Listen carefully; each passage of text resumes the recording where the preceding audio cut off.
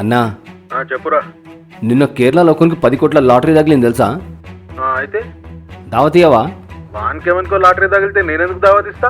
ఎందుకు ఇయ్యవు? ఏమైందిరా, మెంటల్ గిట్ల ఎక్కిందా? సరే పార్టీ మర్చిపో.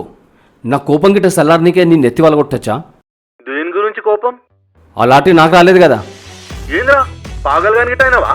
ఎవడో ముక్కు ముఖం తెలియనికి లాటరీ వస్తే నాతో కొట్లాడబెట్టుకుంటున్నావు ఏంది? నేను చెప్పాలనుకున్నది కూడా అదే అన్నా. ఏంద్రా చెప్పేది? ఇప్పుడు ఎలక్షన్ రిజల్ట్స్ వస్తాయి. మన ఇద్దరం వేరే వేరే పార్టీ సపోర్టర్స్ కదా. గెలిచినోడు మంచిగా ఉంటాడు, ఓడిపోయినోనికి పెద్ద ఫరకే పడదు. ఎందుకంటే 5 ఏళ్ల తర్వాత మళ్ళీ ఛాన్స్ వస్తుంది కదా. కానీ బ్లడ్ రిలేషన్స్ ఇంకా దోస్తులు అట్లా కాదన్నా. ఒక్కసారి గ్యాప్ వస్తే అది ఎన్నేండ్లైనా పెరుగుకుంటూనే పోతుంది. ఈ ఎన్నికల ఫలితాల్లో రాజకీయ పార్టీలు కాదు, మన రక్త బంధాలు, స్నేహ సంబంధాలు గెలవాలి.